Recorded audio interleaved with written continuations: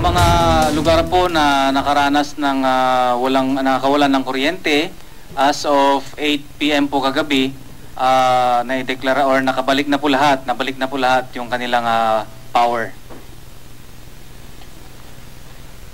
Sa ngayon po, wala na pong stranded passengers sa mga seaports, sa mga affected areas. At yung Tagbilaran Port na lamang po ang nananatiling hindi pa pwedeng magamit. Sa mga lugar po na nagdeklara ng state of calamity, yung province of Bohol nagdeklara po ng calamity with resolution number 453 series of 2013. Yun naman pong province of Cebu, they are still under the state of calamity. Kung maalala po natin, nagkaroon ng banggaan ng 2 barko noong August. They declared the province of Cebu under state of calamity, and ibig sabihin hindi na po nila kailangan mag-declare ulit ng state of calamity dahil dito sa nangyaring lindol. Meron po tayong mga karagdagang pinsala sa mga lugar na sumusunod. Sa Bohol, itong Plaza Marcela at yung Bohol Quality Corporation nagkaroon po ng konting mga sira o pinsala. Sa mga private houses naman po sa Cebu, may 3 bahay po na totally nasira doon sa Argao. May mga kuha po rin po tayo ng pictures doon sa mga nasira. At next, yung mga sinasagawang rescue operations po, ito po special rescue unit ng Region 7 Bureau of Fire Protection. Next, nagsasagawa po ng treatment sa Vicente Soto Hospital sa Cebu. Rescue mission or rescue efforts. Next. Yun lamang po. Maraming salamat. Salamat, Ray. I-clarify lang natin yung sa aftershocks paki-plus ngayon.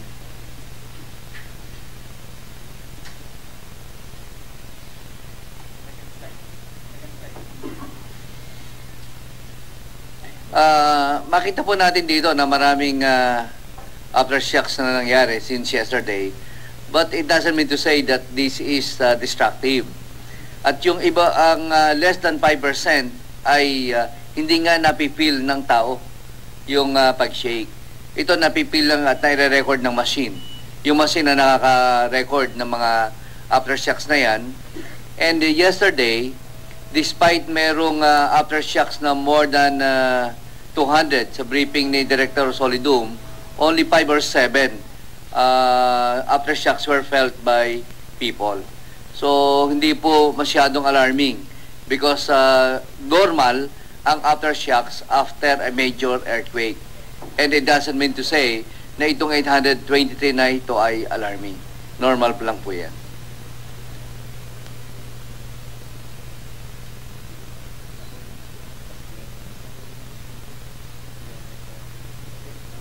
Okay, we will now proceed with the actions taken by the member agencies of the Council. We will start with the Department of Health to be presented by Dr. Arnel Rivera. Sir, for now, my apology for the voice. We have a total of 11 hospitals damaged, 6 from DOH, and 2 from LGU and 3 from the private sector in the area. However, those damages are minor, and all of the patients have been returned to the hospitals inside, and some are on the tents. However, there are 2 LGU hospitals that are not functional, and based on our report, we still are determining the extent of the damage, but for now, they have been declared non-functional or non-operational. That is why some of their patients have been transferred to other locations. Example is for Cebu City Medical Center, some of the patients are in Pahina Central Gymnasium, and for Congressman Natalio Castillo Senior Memorial Hospital in Bohol, they are now in Loon Basketball Court, Loon, Bohol. For the actions taken, we have augmented teams coming from Manila to Tagbilaran direct because they are in need. The report of the Director of Celestino Gallares is requesting for orthopedic surgeons and anesthesiologists. So they are now on the way. And then as far as our logistics is concerned, we have them. They are available, but we cannot get it to them because it has to come from Manila and we have to line the queue for prioritization, and that is one of the concerns that we have. That's all, sir. Our Secretary of Health is there. He left this morning, and I think he's joining the part of the President. So they're already doing initial assessment for the extent already. But the services are continuing. We have close coordination with the Red Cross as far as blood is concerned, and all other logistics are in queue now. We are still sending several folding beds for the hospitals, as well as tents. We also have our medical tents for the patients. Unfortunately, again, the problem is getting it there using the appropriate transportation facility. That's all, sir. Kwan pala, Doc Arnel, how soon makakarating yung augmentation medical staff natin? Sir, I think they have landed In at Tagbilaran? Tagbilaran, sir. Okay. Now, there is another team that needs to leave at 2 p.m. Our problem, we have the teams. We don't have the seats in the planes. So that's the problem lang, sir. We were hoping we could get them on But board. the first team They're already there, is sir. now, They left at... is now in Tagbilaran. Yes, sir. They were supposed to leave first thing this morning, and they are there already. Secretary actually rode the 8 o'clock, I think, or 7 o'clock flight. So they're there, sir. Okay, thank you very much.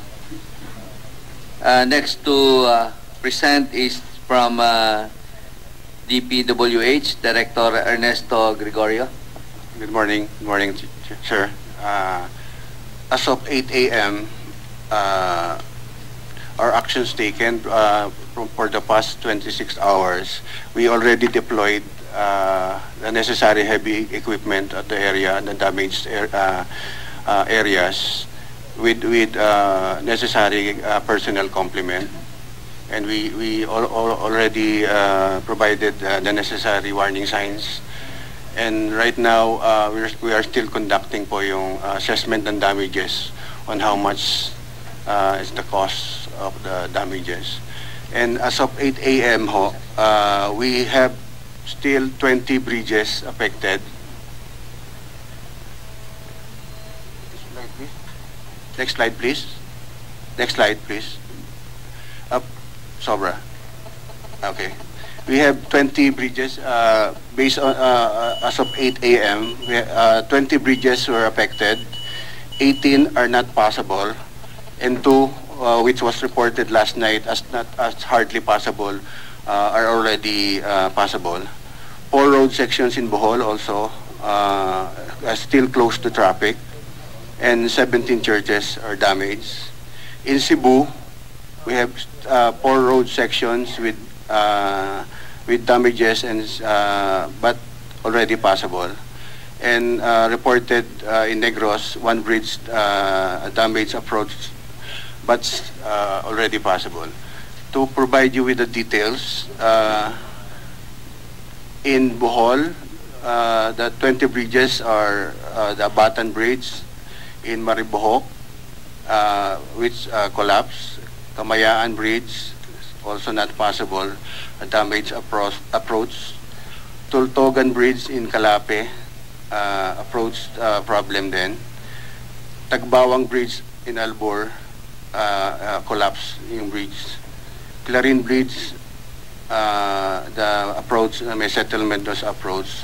Mualong Bridge in Loon, collapse din po ito, sir. Punan Bridge, approach din po yung problema. Taguimtim Bridge, same, not possible, collapse din po yung approach. Dimlaw Bridge in Calape, not possible. Daet Bridge in Albor, Palo Bridge in Luay, Hinawanan Bridge in Luay, Senator Clarin Bridge in Luay, Bongkokan Bridge in Lila, and Banban Bridge in Dimlao, not passable, and settlement approach din po yung problema. Bridge approach din po yung problema. And Balbalan Bridge in Dimyao, Agape Bridge in Luay, Panangatan Bridge, Suarez Bridge in Dawis, and Salog Bridge. Yung Suarez Bridge po and Salog Bridge are already passable. And in Bohol also, these are the 4 roads na not passable. Cortez, Balilihan, Macaas Road, Tagbilaran East Road, Baclaron, Luay, Tagbilaran North Road at kilometer 89, and Luay Interior Road. These are some of the provided pictures to us. In Tagbilaran East Roads, ito po yung damage, nag-slip po yung roadway. Next please. Ito po yung sa Tagbilaran North Road, nasa dyaryo na po ito. Next please. Ito yung Abatan Bridge, collapse in Maribojoc. Next please. Ito po yung Tagbilarang North Road. Talagang yung whole section niya doon sa gitna, nag-collapse po. Next please. Ito po yung ito yung mas heavily damaged sa Tagbilaran North Road along Benavista Road. Yan lang po, thank you. If I may add, doon po sa Cebu,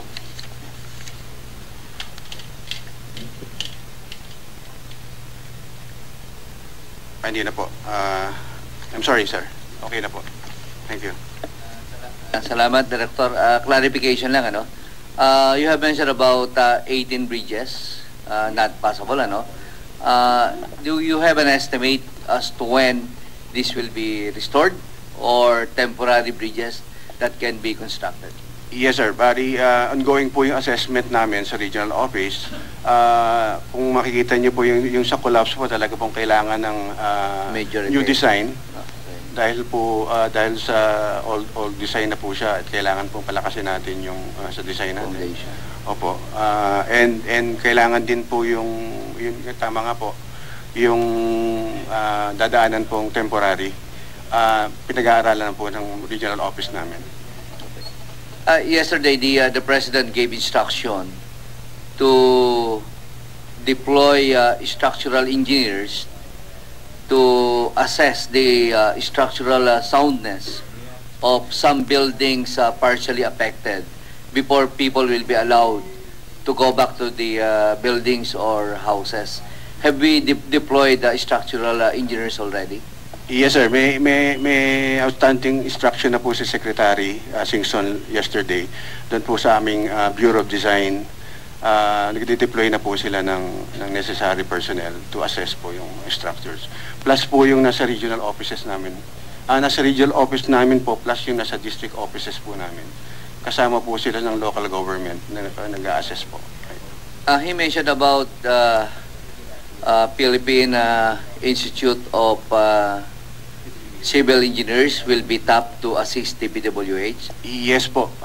Meron na pong actually understanding pag ganyan pong time. Automatic na. Opo, kasi po yung mga presidente po rin yan, USEC po namin. Okay. Opo, kaya maganda po yung Coordination. Salamat, Direk Arnie. Maraming salamat po. Next to present is the representative from DepEd, Ms. Jo Sao or So? Jo Sao po. Sao, okay. Magandang umaga po sa inyong lahat. The LGU has declared suspension of classes in 8 areas. These are in Cebu Province, Cebu City, Bohol Province, Tagbilaran City, Dumaguete City, Iloilo Province, Siquijor, and Mandaue City. So this has affected more than 4,000 elementary and secondary schools. In the main affected areas of Cebu and Bohol, we have 2,719 schools. So our field engineers have been going around to assess the impact on this on our school buildings. So far, we have there are reports of minor damages in the areas of Cebu and Bohol, with one classroom collapsing in Bohol, but there is still an ongoing assessment, so further reports may be submitted later on. In Tagbilaran, there is an audiovisual hall that collapsed, but in the other areas so far, the reports we're getting now are minor damages, cracks on walls and ceilings on school buildings.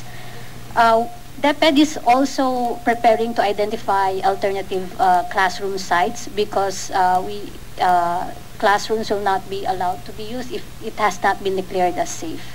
So far, yun po yung paghahanda ngayon ng DepEd. Meron pong timetable yung suspension or the whole week? Ano po announcement ng on the ground? Ngayon po, we are conducting the assessment. So far, we will check this afternoon kung ilang percentage ang mako-cover namin the next coming days, and we will recommend conduct of classes to the LGUs, because the LGU is the one declaring the suspension. Sa pagka-declare po nila, ilang days or just for today? For today pa lang po, but later this afternoon, we will make further coordination with the LGUs. We will be scheduling another press conference at this afternoon at 4. So hopefully we get the information for dissemination to the public. Salamat po, Ms. Jo. For the OTC, we have Sec Dante Lantin to give the presentation. Good morning, sir. Two things lang po sa DOTC, no, quick items. Number one is yung status po ng seaports natin yan. Based on the latest info we got from our field operations, yung pong ports sa Cebu, normal ho yun. So whether cargo or RoRo or fast craft, operating po yan. Ang problema na lang po yung going to Tagbilaran. However, per advice from our PCG, Tagbilaran port is now open but only for fast aircraft, for fast craft. Hindi pa ho siya bukas sa RoRo sa cargo. And second, sa airport po naman, lalo yung concern ng DOH, anytime we'll be expecting our CAB representative to come, nasa gate na ho eh. Pero we have coordinated with them already, at sabi ho naman nila, they are assuring us that they will give priority sa mga rescue teams na pupunta ho sa Visayas. So yun yung concern ng DOH, we will request that DOH gives us the list of the passengers para maibato ho namin sa CAB, sir. And then CAB will coordinate with the airlines. Thank you. So maraming pong salamat, Sec Dante. So ganun po coordination natin, coordinate with the OTC para mo ma-prioritize yung mga personnel and equipment na pupunta po sa Cebu and Bohol. So para po hindi natin masabi na fully book at hindi makapunta yung personnel natin, we will prioritize especially responders. Time is of essence po dito sa nangyaring ito. The more that we delay our assistance, the more that it would make the situation there not supportable. Yes, sir. And Yusek, may we give the floor to Attorney Natividad for some more updates? Thank you. Okay, Attorney Cecil Natividad. Yes, good morning, sir. Preliminary coordination with CAB. They've contacted also already the airlines, and they've said that for now there are available seats to Bohol and Cebu, but more seats to Cebu than Bohol. The airlines have given the number of seats available already, and he will be updating us as soon as he gets here, sir. Okay. Saka mas maganda rin naman kung more seats available for Cebu than Tagbilaran, at maraming gusto pupunta ng Tagbilaran dahil mas maraming damages doon. Yes, they can proceed to Cebu and take the fast craft going to Bohol. Malapit lang naman yan. May reaction po kayo from DOH? Reaction, sir, pero additional concerns lang. Ang kailangan ho kasi din namin ay hindi lang po yung upuan para sa tao, kung hindi po yung mga gagamitin po kagaya ng blood at saka yung mga patient's bed sana, tsaka tents. Kaya lang kasi yung mga cargo very limited kami, at saka yung mga hand carry ng doktor, sayang naman yung kung nakasama na ng doktor yung gamit sana. So yung mga ganong klaseng issue, problema, at saka yung cost, kasi pag over baggage ka, bawal din. Kaya lang kung dala mo na yung gamot, baka pwede nilang mabigyan ng special computation on weight para lang makapagdala na. Habang dala-dala kasi dadating na naman sila doon, wala yung gamit kasi kasunod pa. So wala rin silang magagawa doon. Yun lang po yung concern. And I hope also during the presentation of the armed forces, state the schedule of the C-130 so that we can prioritize equipment and personnel para papuntang Tagbilaran and Cebu City para madala yung mga priority equipment and personnel. So, gagawin natin dito, aside from commercial, we will tap the Air Force of the Philippines for the transport of badly needed equipment and supplies. Same is true with the Bureau of Fire Protection, with our team, yung mga rescuer team namin, sir. I-coordinate din namin with the AFP for possible deployment, sir. AFP, i-prioritize natin yung equipment and responders, ano? Second priority natin yung relief goods dahil meron mang makukuha on the ground. Ang kailangan naman galing dito sa Metro Manila yung medical staff, equipment, responders. Okay. Sir, just added update, sir. Yun hong atin sa CAB, nag-text po, sabi niya na kino-coordinate nila sa airline ngayon na yun hong magdadala ng cargo for relief and rescue, i-arrange nila na free sa airline. Maganda po yan. So anong airlines po yung mag-o-offer o i-arrange pa lang ng CAB? Ina-arrange pa ho, kaya hindi po natin pwedeng masabi kung anong airline, sir. So most likely we will get it for free. Yes, yes. Okay, maraming po salamat. So paki-coordinate lang po kagad sa Operation Center ng Council para mai-disseminate sa mga member agencies na pupunta doon para mabigyan po sila ng priority at magkaroon po tayo ng nararapat na coordination. Likewise, yung mga concerned agencies, they can coordinate directly with you, ASEC, and para diretso na po ang coordination natin. And then, just inform us here yung mga concerned agencies for recording purposes. Yes, sir. So, yung pag na-confirm ho namin, sir, ibabato namin sa Operation Center.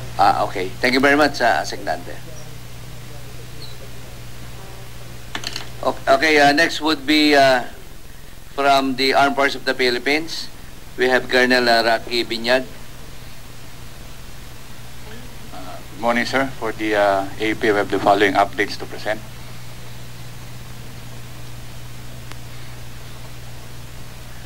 For our AP units in Cebu and Bohol, we have the following personnel involved under the leadership of our CENTCOM Commander, General De Berturda. And for the inventory of our HADR assets and equipment, we have increased our helicopter assets into 7, and we have 3 C-130 on operational status. And for the actions taken, we have already convened the crisis action team last 15 October. And this morning, the C-130 transported relief goods from DSWD to Tagbilaran. And for our way ahead, still we have to monitor developments of the earthquake and still continue to assist the different LGUs in the conduct of HADR operations. That's all, sir, for the AP. Pakibalik yung last slide. Itong mobilization of AFP-DRUs, ano ang status nito? Yung previous slide, please. the first slide.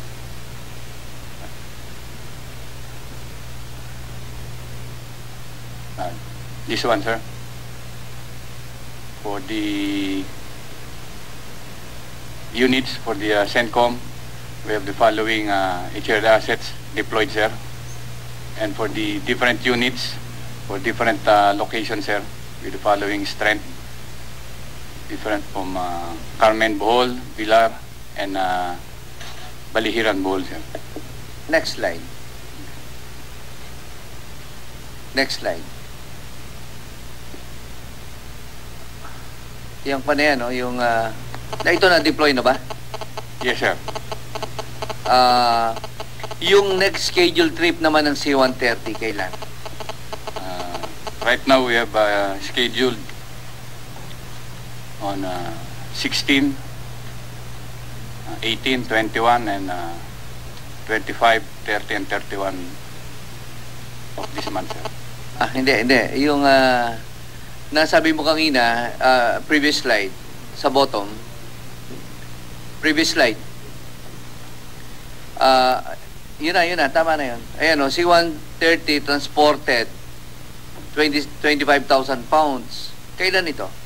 This morning, sir. This morning. Then, after this trip, today, meron kayong scheduled trip para ma-accommodate natin yung spillover na hindi ma-accommodate sa commercial? Yes, sir. We'll just, as of now, we don't have any schedule, sir, but depends on the requirements, sir. Then we will make necessary flights, sir. Is there a C-130 available anytime? Yes, sir. We have 3 operational C-130. Okay. So, I think yun talagang for immediate transport, the C-130 can accommodate it. Kailangan na i-consolidate natin dito sa Operations Center kay Colonel Sadang para ma-schedule natin kasi they have to reach yung maximum load capacity before para ma-optimize natin yung pag-alis ng C-130. So siguro kung yung mga requirements ng DPWH, DOH can immediately be addressed by C-130, then kung hindi mapupuno yan, dagdagan natin kaagad pati sa Bureau of Fire Protection ng mga additional relief goods. So, is it safe to say na we can fly by 1400 ngayong hapon? Para madala na yun, para for their timetable also? We will check on it, sir. Sige, so tentative schedule natin, the first flight from C-130 would be at 2 in this afternoon. Lahat po ng gusto magpa-accommodate, we will accommodate para sa C-130 flight tentatively scheduled at 1400. And I think that is the earliest possible time na pwede nating magpalipad ng C-130. We will check on it because it has a current mission right now, sir, but we still have one standby. We can we can tap that C-130. Yes, sir. So okay, Colonel Sadang, consolidate everything, then coordinate with J3 for the possible flight at 1400. Yung concerns ng Bureau of Fire Protection, ng DOH, pati ng DPWH, ma-address natin. Okay? Sige. Thank you very much, Colonel Raki. For the Philippine National Police, we have Police Senior Superintendent Arwin Pagkalinawan. Good morning, sir.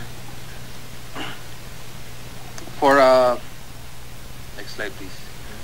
For the Police Regional Office 7, at any one time, 271 personnel are deployed in for continuing road clearing and debris and search and rescue operations all over Region 7. Next slide. We experienced some problems communicating with our police stations. Our Bohol Provincial Police Office contact numbers is 0917-3163-297. And we have listed here those that we can communicate with. And listed on the right are those police stations that have no power or communications, like Lobok, Loon, Maribohok, Sevilla, Alburque, Sikatuna, San Isidro, Sagbayan, Inabanga, and Bilar Municipal Police Station. So, and the damage to PNP structures and buildings. For next slide. Lobok Municipal Police Station in Bohol, and also together with the Trinidad Municipal Police Station. And in Cebu City, Police Station number 2, Police Station number 7, and the PRO 7 building in Cebu City. That's all for the PNP, sir. Thank you, sir. You mentioned about power interruption, but it was reported earlier that it was restored already. Restored na, hindi pa. Up to now, sir, yun sir yung aming problema. Wala pa kaming communication sa police stations doon through text or radio, sir.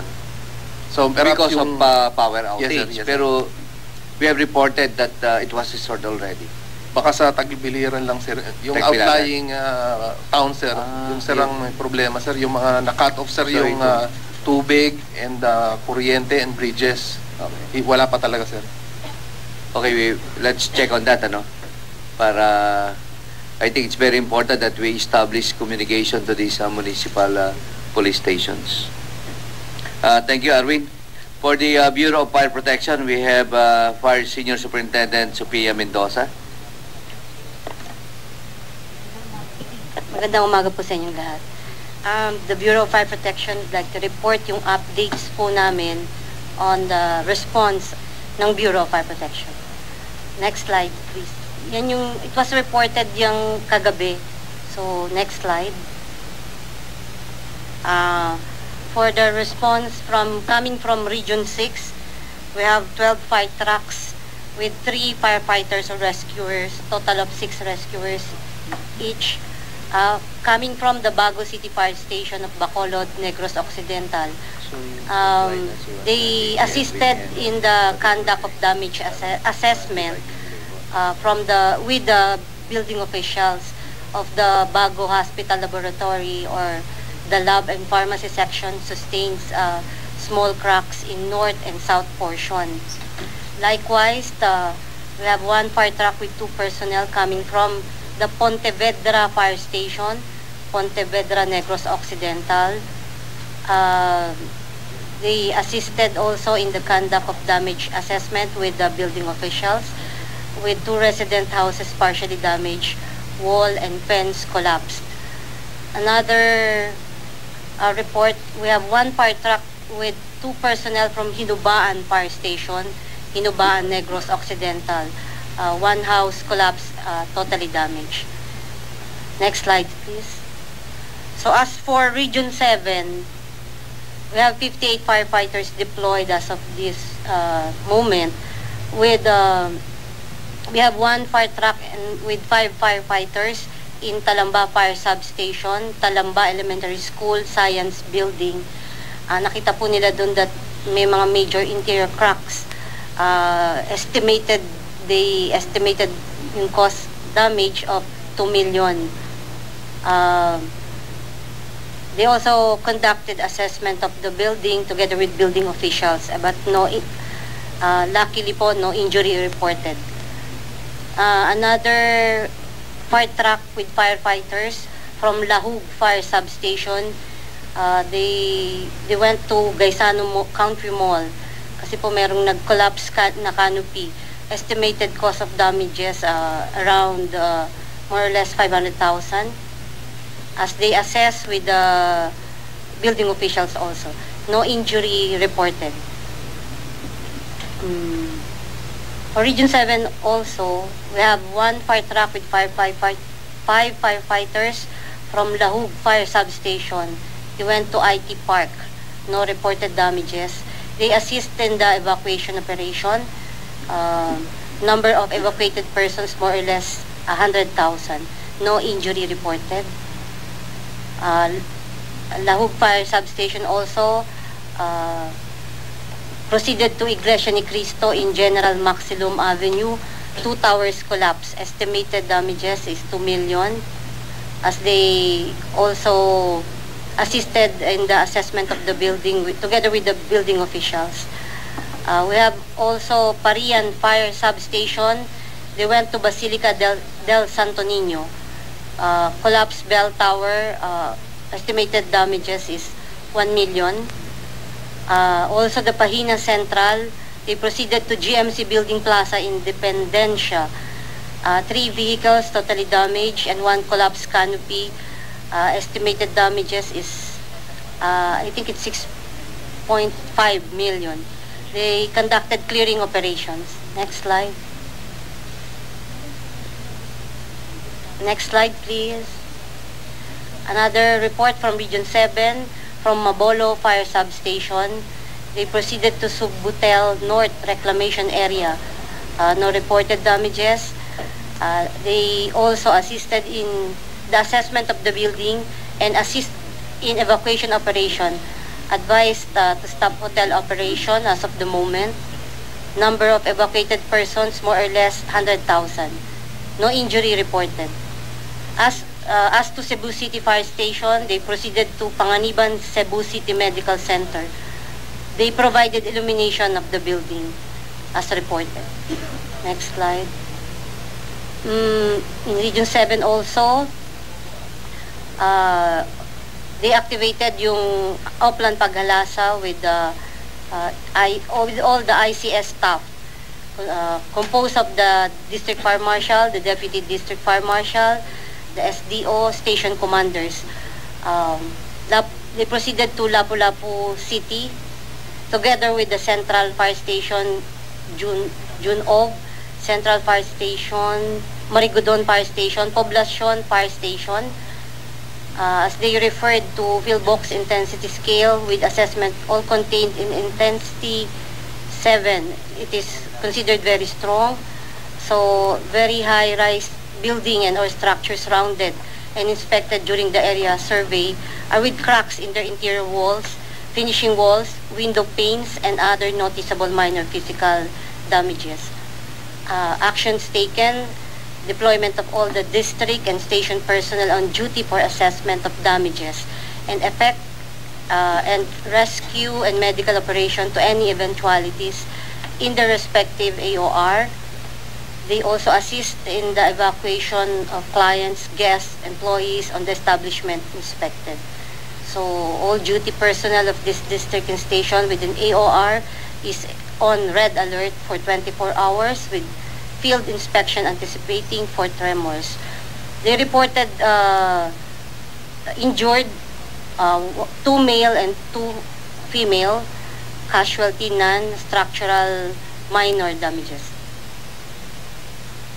Again in Region 7, from Bagbag Fire Station and Mactan Fire Station and Olonga Fire Station, they also assisted, proceeded to Lapu-Lapu City. Next slide.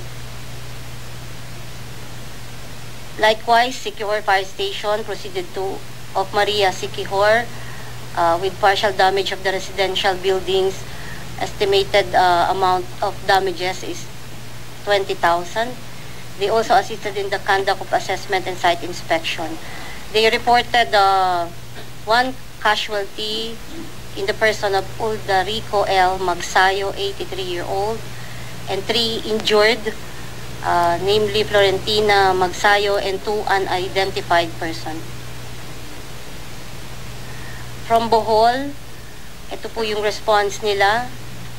They proceeded to Clarin Church, Taoist Church, Baclayan Church, Lobok Church, Albuquerque Bridge, Hagna Sierra Bullones Bridge, San Agustin Bridge, Talibon, Getafe Bridge, Bridge of Provincial Road, Montana, Bohol, Sagbayan Municipal Hall, Carmen Chocolate Hills, Congressman Castillo Memorial Hospital. They also assisted in the conduct of assessment and responded to these places. Next slide, please. From Region 8, reported yan last night. And Region 11, no damages, injuries, and casualties were reported, but they also assisted in the conduct of initial investigation and damage assessment. Ongoing po yung activity and monitoring from Region 11. That's all from the Bureau of Fire Protection. Thank you. Superintendent Sophia, pakibalik lang. Clarification. Doon sa Region 7. Region 7. Yung may hospital na mayroong rescue operations sa ibaba. Kuya, pakisabi pa. Yun yata sa More. Sa bandang dulo yun eh. Sa bandang dulo. Bandang huli. Sige pa.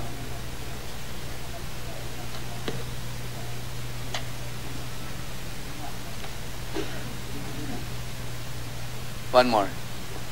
Meron sir yung Panganiban Cebu Sige. Panganiban Hindi, yung may Cebu City. pangalan na kuwan eh, na hospital na meron. Congressman Castillo Memorial. Ayan po, napapanood na po natin. Live nakuha po yan. Dumating na po si Pangulong Noynoy Aquino sa Bohol, sa Tagbilaran, Bohol, para personal na makita ang kalagayan ng mga apektadong residente ng lindol. At kabababa lamang po niya mula sa kanyang private plane na sinakyan mula Maynila. Tumungo po dyan sa Tagbilaran, Bohol ang ating Pangulo para personal na tignan ang sitwasyon at alamin ang mga pangangailangan ng ating mga kababayan na naapektuhan at nabiktima ng lindol sa Bohol. At gayon din po, inaasahang dadalaw din po ang Pangulo sa iba't ibang mga lugar pa na nasalanta ng magnitude 7.2 na lindol na tumama sa Central Visayas kahapon ng alas 8 ng umaga. Ito po ang most destructive earthquake na tumama sa Central Visayas sa loob ng 23 taon. At gaya nga po ng sinabi at inanunsyo ng Pangulo, ngayon ay pumunta na nga po siya dyan. Kasama po niya si DSWD Secretary Dinky Soliman. Nariyan na rin po kanina sina Defense Secretary Voltaire Gazmin at maging si DILG Secretary Mar Rojas. At ganun din po ang DOH Secretary na si Enrique Ona para personal na i-assess din yung lawak ng pinsala na idinulot ng magnitude 7.2 na lindol na tumama nga sa Central Visayas kahapon alas 8 ng umaga. Hindi lamang po sa Bohol ang labis na sira ang mga gusali at ang mga naapektuhang mga biktima, kundi maging ganun din po sa Cebu at ganun din po sa Siquijor. At sa punto pong ito ay magbibigay po sa atin ng ulat si Nico Sereno ng GMA Cebu. Nico? Yes, Maris, mga alas 10 ngayong umaga, dumating si Presidente Noynoy Aquino sa Tagbilaran City Airport. Dumiretso ang Presidente, Maris, para mag-aerial survey sa mga apektadong lugar ng lindol sa Bohol kahapon.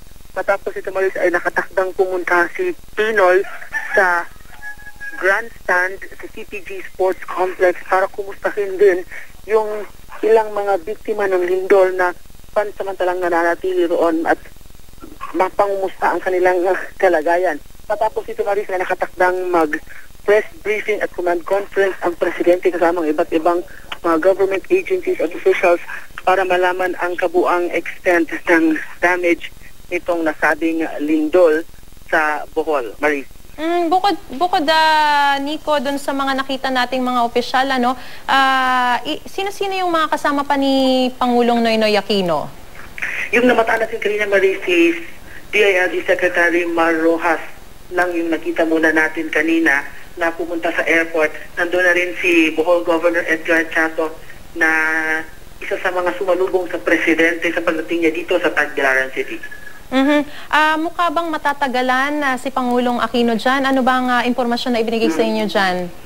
So, wala pa tayong impormasyon galing sa Maru Maris kung magtatagal ba dito ang Presidente. Pero yung official function lang talaga, yung official schedule lang talaga niya ngayon, itong pagbisita sa CPG Sports Complex at dito sa command conference at press briefing sa Governor's Mansion. Oo, kasi kahapon na Nico, sinasabi rin na posible rin siyang dumalaw sa Cebu at alam naman natin na, tama, sa Cebu at alam naman din natin na may nakatakdang schedule din si Pangulong Noynoy Aquino na bumiyahe papuntang Korea at sinasabi nga niya, titignan daw niya yung sitwasyon kung kailangan bang ipagpaliban yung kanyang biyahe papuntang Korea bukas. Tama niya na rin yan, ang halamin natin maya-maya sa press briefing kung ano talaga yung kung ipagpapatuloy ba ng Presidente yung kanyang iba pang mga lakad at commitments, Maris. Alright, patuloy kami makikibalita sa inyo dyan. Maraming salamat at ingat kayo dyan, Nico Sereno.